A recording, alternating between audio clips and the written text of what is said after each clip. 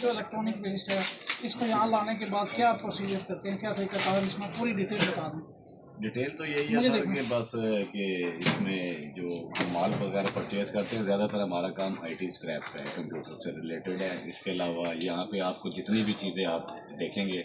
تو وہ آپ کو صرف کمپیوٹر سے ریلیٹڈ ہی اور کمپیوٹر کی آئٹم آپ کو ملیں گی. موبائل بھی ہوتے ہیں, جس طرح کہ آپ کے پاس ہے فردن آپ کا موبائل ڈیڈ ہو گیا تو آپ اس کا کیا حل کریں گے,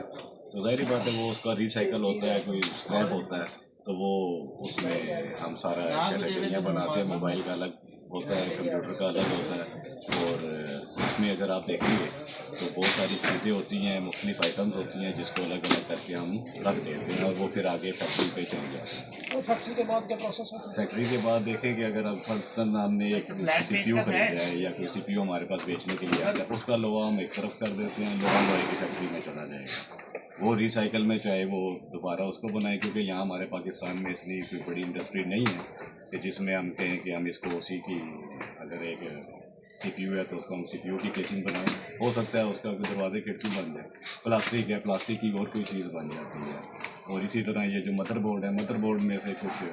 آپ کو پتہ ہے آج کل بورڈ وغیرہ کا بھی مسئلہ ہوتا ہے تو وہ فیکٹری ہے وہ نکال لیتی ہیں. تو یہ اس طرح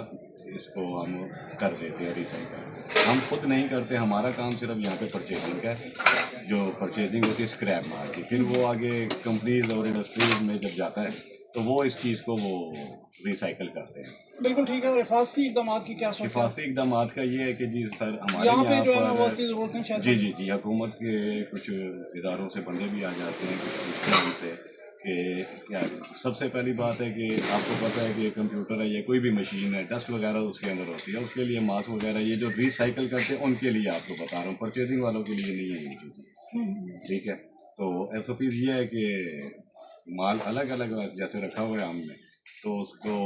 صاف مال ہے, اور کوئی بھی جلانے کا کام نہیں ہوتا, کسی قسم کا کوئی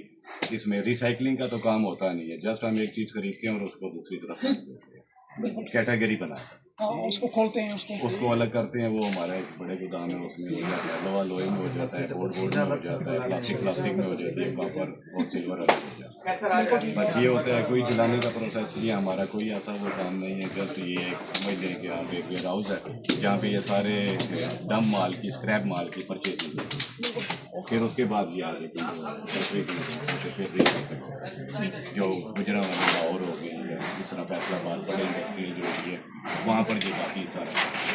ہمارا صرف جسٹ یہاں پہ کام پرچیزنگ کرنا ہے, لوکل مال ہو جاتا ہے.